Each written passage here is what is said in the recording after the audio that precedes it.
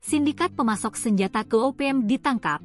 Usai pecatan TNI kini Satpam SMA terlibat. Tim Jatanras Polda Daerah Istimewa Yogyakarta berhasil mengamankan 4 pucuk senjata api aktif dari sebuah rumah di Dusun Gunung Blimbingan, Kelurahan Sendamulyo, Minggir, Kabupaten Sleman. Penggerebekan ini dilakukan dalam rangka membantu penangkapan seorang DPO Polda Papua yang diduga terlibat dalam penyelundupan senjata api ke Organisasi Papua Merdeka, OPM, atau kelompok kriminal bersenjata, KKB. Direktur Kriminal Umum Polda Daerah Istimewa Yogyakarta, Kombes Pol FX Enriadi, Kamis, 13 Maret 2025, mengatakan operasi ini dilakukan pada Minggu, 9 Maret 2025. Target utama adalah seorang pria berinisial AP, 26, yang diketahui berprofesi sebagai petugas keamanan di sebuah SMA di Kabupaten Sleman. AP ditangkap sebagai bagian dari operasi Satgas Damai Kartens.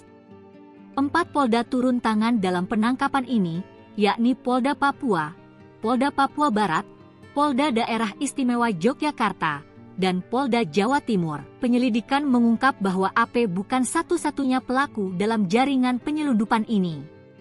Total ada 7 tersangka yang terlibat, termasuk 2 ex-anggota TNI Ed, Yuni Enumbi dan Eko Sugiono. 4 tersangka lainnya, yakni Teguh Wiono, M. Haryanto, M. Kamaludin, dan Pujiono, ditangkap oleh Polda Jatim di Bojonegoro. Mereka memiliki peran masing-masing, mulai dari pembuatan hingga pengiriman senjata ke Papua melalui jalur laut. AP sendiri ditangkap dengan barang bukti berupa 4 pucuk senjata api dan 262 butir amunisi.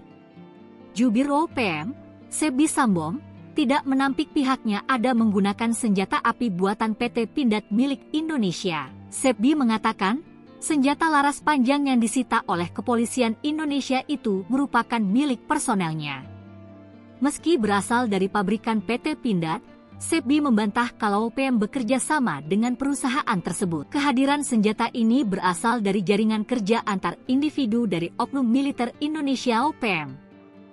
Kami sampaikan bahwa terkait penyitaan logistik oleh aparat milik pemerintah Indonesia itu adalah kerja individu yang mempunyai jaringan kerja dengan militer Indonesia, ujar Sebi.